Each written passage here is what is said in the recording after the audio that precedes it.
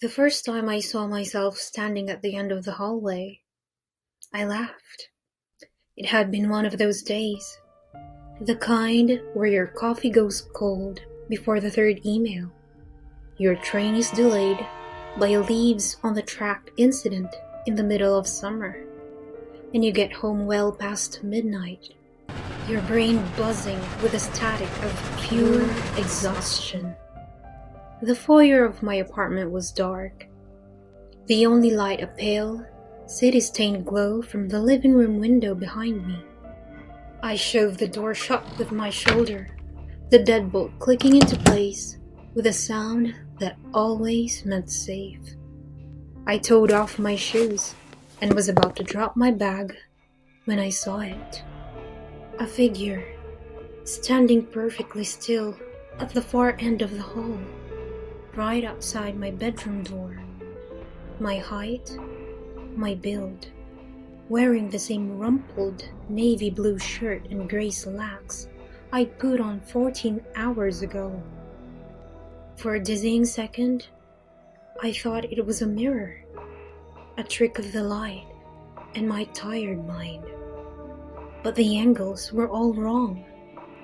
The hall was a straight shot, lined with framed prints of places I'd never been. There was no mirror there. And then it moved. Not a mimicry of my own startled flinch. It was an independent, subtle shift of weight. Its head, my head, was tilted just slightly, as if studying a curious insect. Its eyes were my eyes, the same hazel green I saw every morning, but they held no spark of recognition, no fatigue, no emotion at all. They were just observing. My breath hitched. I blinked hard. When my eyes opened, the hallway was empty. Stress, I muttered to the silent apartment, my voice unnaturally loud. Leo, you're working too hard. I marched down the hall, my heart doing a frantic tap dance against my ribs, and flicked on the bedroom light. Nothing. Of course, there was nothing.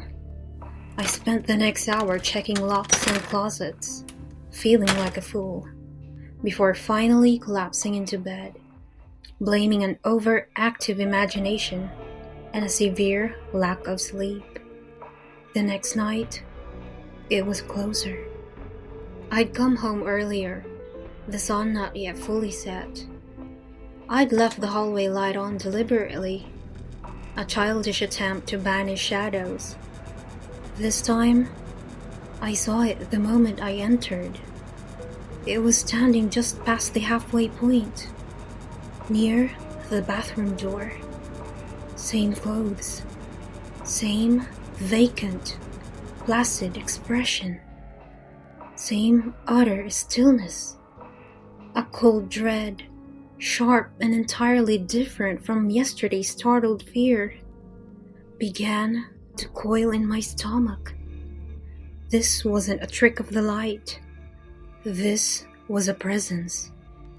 I didn't blink. I didn't look away. Slowly, I raised my hand. A silent, challenging wave. It did not wave back. It simply watched. Its arms hung loose at its sides. After a long, breathless moment, its lips, my lips, twitched, not into a smile, but into a faint, almost imperceptible line of curiosity. Then it was gone. Not like it turned and ran, but like a television screen switching off. 1 second, it was there. The next, it was not. The following days were a special kind of hell. I stopped sleeping. I called in sick to work. My once orderly life unraveling at the edges. I set up my phone to record the hallway for hours, but the footage showed only an empty corridor. The figure only appeared to me, and only when I was physically present. It was a private haunting, a personal echo, and each time it was closer. On the third day, it was by the linen cupboard, close enough that I could see the individual threads on its shirt.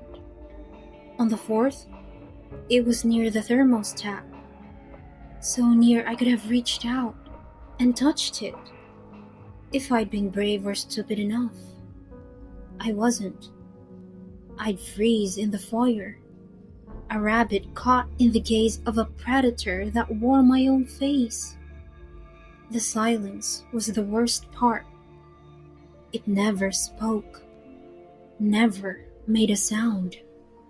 It just advanced. My friends called, their voices laced with concern. "Leo, you sound terrible. Are you eating? Are you sleeping?" How could I tell them? I'm being stalked by a quieter, calmer version of myself in my own home. They'd recommend a therapist, and maybe they'd be right. But the cold, certain knowledge in my gut told me this was no hallucination. This was real. The stakes weren't just my sanity. It felt like it was my very existence. On the fifth night, I didn't go home. I checked into a cheap motel on the outskirts of the city. The room smelled of bleach and stale cigarettes, but it was gloriously, blessedly anonymous. There were no hallways. I slept for 12 hours straight, a deep, dreamless sleep of the utterly exhausted. For a few hours in the morning, sipping bad motel coffee, I felt sane again. It had been stress, a waking nightmare. I could go home, air the place out, and get back to my life. I returned as the sun was dipping below the skyline, painting my apartment in long, deep orange shadows. The air inside was still and cold. I took a deep breath, pushed the door open, and stepped inside. The smell hit me first. Not the stale, closed-up smell I was expecting, but the rich, savory aroma of roasted chicken and herbs. My favorite. The one meal I could cook perfectly. My blood ran cold. I followed the scent, my legs moving on autopilot, past the mouth of the empty hallway and into the open-plan living area. It was sitting at my small, wooden dinner table. It wore my favorite old gray sweater, the one with the loose thread on the cuff. It sat in my usual chair, its posture relaxed, one arm resting on the table as it looked out the window at the darkening city, as I so often did. A plate of food steamed before it, my plate, from my kitchen. This was the violation. This was the end of its journey. It wasn't just in my home. It was in my life. It turned its head to look at me. For the first time, its expression wasn't blank. There was a faint, placid contentment there, a sense of belonging. It had reached the heart of the territory and found it good. "What do you want?" My voice was a dry rasp, barely audible. It didn't answer.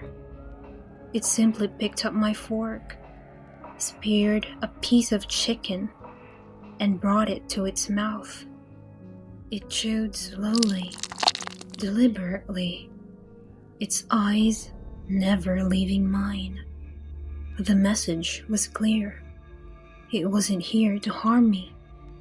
It was here to replace me. A strange calm descended over me, washing away the fear, the panic, the sleepless nights. This was my home. This was my life. The silent, empty thing would not have it. I didn't scream. I didn't charge. I walked to the kitchen counter, my movements slow and deliberate, and wrapped my fingers around the cool, familiar handle of a chef's knife.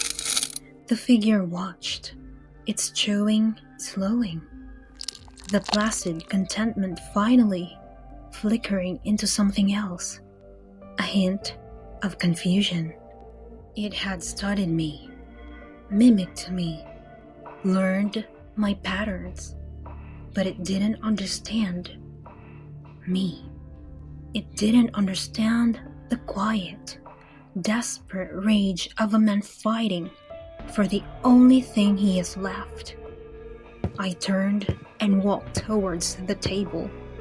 It set the fork down, its body tensing, ready to rise. I didn't give it the chance. I don't live in that apartment anymore. The cleanup was extensive, and the smell of bleach, I found, is one that never truly fades.